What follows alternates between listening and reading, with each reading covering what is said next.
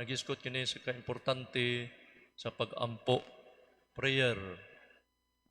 O ang pag-ampo atong nadungog sa unang pagbasa nga doon nagyoy pagkamakanunayon sama ni Abraham nga mihangyo sa Ginoo nga ayaw laglag ka Ginoo ang Sodoma kung makakaplag kag 50 ka tao, no? Niya o wag siya makaplagan ang Ginoo og 50, pwede ba 40, 30, 20, nagyong pagkamakanunayon, no? Mapausanon sa pag-ampo, paghangyo, pangamuyo sa Ginoo. O sa Ebanghelyo usab ang pag-ampo nga gisambingay sa itong Ginoo sama sa usa ka tawo nga giabtan og higala sa tungang gabi. Nya wag gyud siya ikadalit nga kuan ba ikapakaon ihangyo siya sa silingan. Unya kining sige sa hangyo no do na gyud pagkamakanunayon nang gitawag og kuan ba shameless persistence kana bitang dili na mauwaw sige pangayo ba, no? Kay naginahanglan gyud, naginahanglan nga tabangan. Og ang pag-ampo una sa tanan, prayer is a heart-to-heart talk and listening to God. Ang pag-ampo di ay maoy kinasing-kasing nga pakikukabildo og pagpaminaw sa Ginoo. Dili lang sigig istorya, kundi doon na sa te panahon sa pagpaminaw sa Ginoo. Importante kani pag-ampo kay bisan sa atong ebanghelyo sa wa pa tuloy ni Hesus ang iyang mga tinun-an sa pag-ampo sa mahnamo, siya mismo nag-ampo matud ebanghelyo. Usa niya nakahigayon, nag-ampo si Hesus. No, nag-ampo si Hesus didto sa usa ka dapit.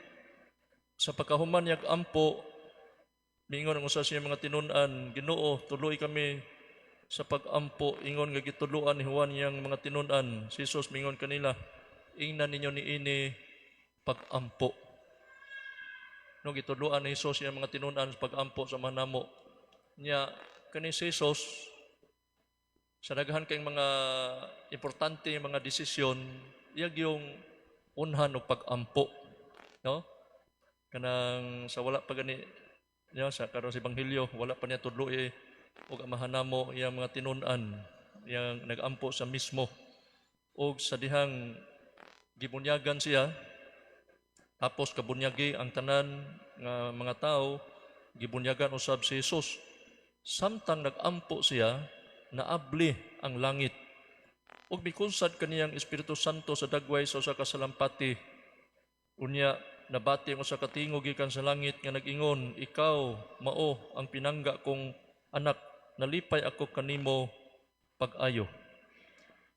Nya sa wala pa niya pilia ang 12 ka apostoles. Matupad din sa Ebanghelyo San Lucas chapter 6 verses 12 to 13. Niadtong panahon na mitunga si Jesus sa usa ka bungtod aron pag-ampo. Ug didto nag-ampo siya sa Dios sa tibuok gabi. Pagkaadlaw na gitawag niya ang iyang mga tinun-an o gipili niya ang 12 kanila nga nganlan niya apostoles. Sa wala pa siya mulakaw sa tubig. Mato pa sa Ebanghelyo San Mateo chapter 14 verses 23 to 24. Tapos niya palakta ang mga tao, mitunga siya nga nag-inusara sa sagabungtod aron pag-ampo. Og sa pagkagabi na si Jesus nag-inusara dito, niadtong tungura ang sakayan dito na sa laod, gikuso-kuso sa mga balod, kay ang hangin sungsungon man.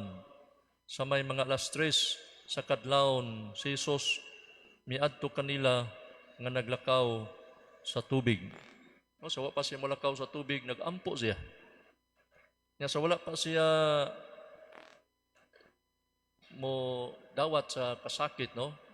Dito sa tanaman sa Getsemani, nag-ampo sa dito. Yung gining gitugon ng iyang mga kuan, pinili nga mga apostoles San Pedro, Santiago ug si Juan nga magtukaw. Unya si Jesus kuyog sa mga tinun-an miadto sa kadapit nga nganlag Getsemani, umingon sa kanila, panglingkod kamo dinhi samtang moadto ako dito ug magampo. Mingon gani si Jesus, amahan ko, kung imo gayong ipainom kanako kining kupa, matuman ang imong pagbuot. Diha usab sa cross, mingon si Jesus, amahan, pasaylua sila, kay wala sila mahibalo sa ilang gibuhat.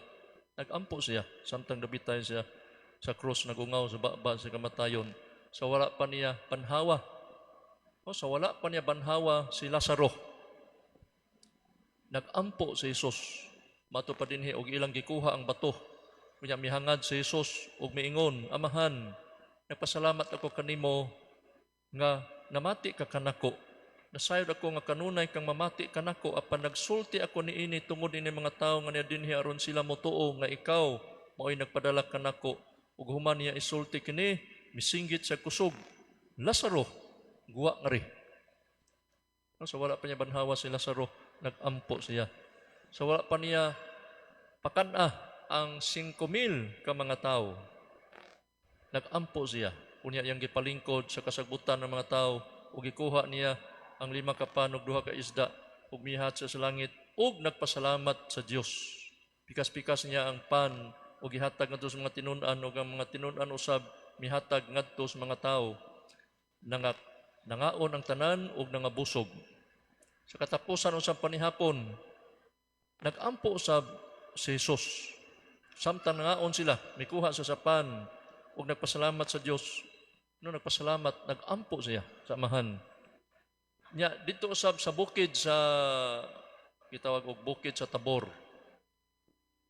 Dito sa pagkausap sa panagway ni Jesus, the Transfiguration. Mingon dinhi samtang nagampo siya, nagampo si Jesus, nausab ang iyang panagway ug migilak ang iyang sapot sa kaputi. No mahulagway na to nga kini ding pagampo apil na gyud ni og parte sa kinabuhi ni Jesus. Nya gituluan sa ta nga pagampo kamo kanunay.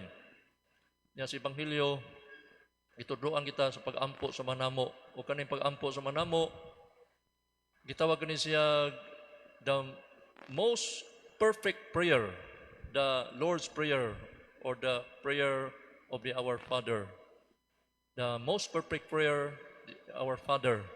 But the highest form of prayer, ang kinatasaang klase sa pagampo, mao kining pagampo sa santos nga misa. Pero ang pagampo sa manamo, gitawag kani siya hingpit nga pagampo, kay naa diha ang upat ka mga elemento sa usa ka hingpit nga pagampo. Naa diha ang una, ang adoration, dayon gratification or thanksgiving, dayon contrition, dayon petition.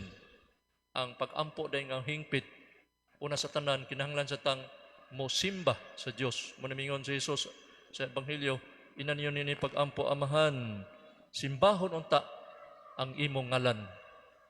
No, ang pagampo hingpit kon ato sang simbahon pag-una ang Dios. Atong ihalad atong unahuna kasing-kasing atong kinabuhi ngadto kaniya. Ito mga pagsalig. Ikaduha, na hingpit ang pagampo, matawag nga hingpit, gununay pagdaig, pagpasalamat. Kita, mudaig lang ta sa mga tao nga nagbuhat og maayo. Pero kanin nagbuhat og daotan, di gyud nato daygon. Ang atong pagdaig usab magdepende sa gidaghanon o gidak-on sa mga gibuhat sa tao. Kung doon ay mga tao muhatag na ito kindi, ay skindi, ang atong pagpasalamat o pagdaig, ginagmay sad. Pero tigaan kag yuta, tigaan kag sakyanan, tigaan kag balay, tigaan kag bugas, pitin dako ag pasalamat. Ingon sad niini sa Ginoo nga ang atong papasalamat sa Ginoo hinurot tibuok tungod kay ang Ginoo naghatag nato sa atong kinabuhi. Gitagaan kita niya kalibutan, gitagaan niya sa tanan, pagkaon, hangin, may panglawas, may panahon, may ani. No, atong pakpakan ang Ginoo kay siya angay naton daygon ay atong pasalamatan, no? Unya diha sa pag-ampo sa manamo, gitawag sa hingpit kay naasad ang kontrisyon. Pituduan kita sa Ginoo pag-ingon nga pasayloa kami sa among mga sala. Ingon nga kami nagapasaylo sa mga nakasala kanamo.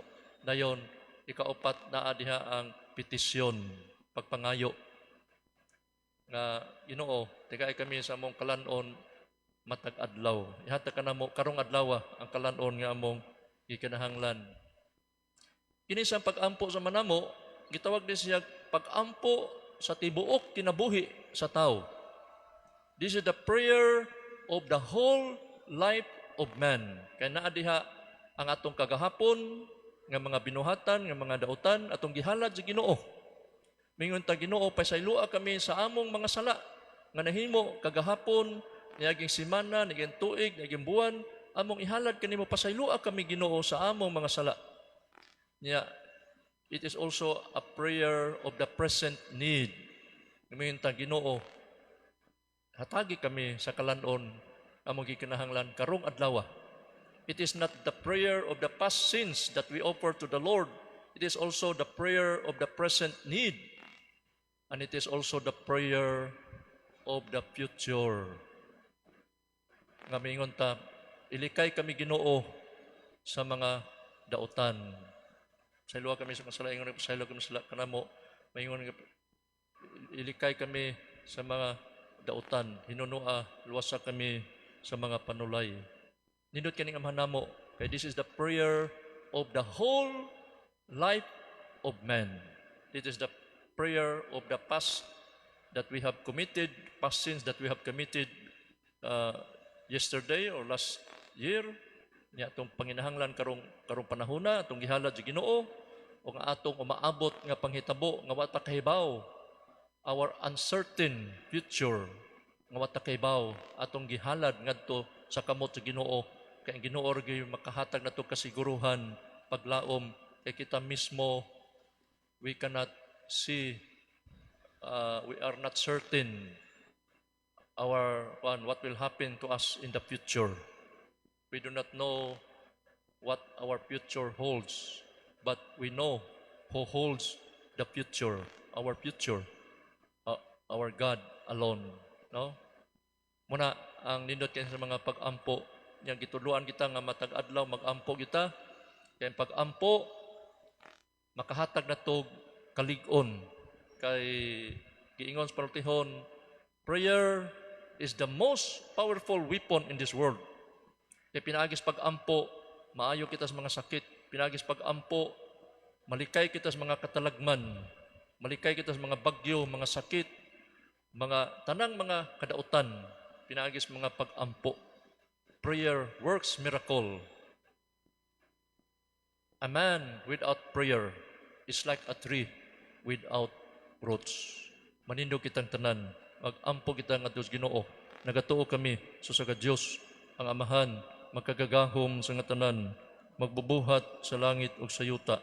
Kang Jesucristo yang bugtong anak Ginoo nato, gipanamkon sa lalang sa Espiritu Santo, gianak Santa Maria nga Birhen, gisakit sa sugo ni Poncio Pilato, gilangsang sa krus, namatay gilubong, mikunsad sa mga nangamatay, sa ikatulok ka adlaw na banhaw gikan sa mga minatay, gisaka sa langit nagalingkod sa tuo sa Dios Amahan, makagagahom sa nga tanan, gikan didto mubalik sa rong paghukom sa mga buhi ug sa mga minatay. Nagatuo ko sa Espiritu Santo, sa Santa Iglesia Katolika, kakaambita sa mga santos, sa kapasayloan sa mga sala, pagkabanhaw, sa lawas, kinabuhing way katapusan. Amen. Masaligon sa naghingapin nga gugma sa Dios alang kanato, ipadangat nato karon ngadto sa Amahan ang atong mga panginahanglan ug ang mga panginahanglan sa atong kalibutan, ug maingon kita, Amahan dungga kami. Amahan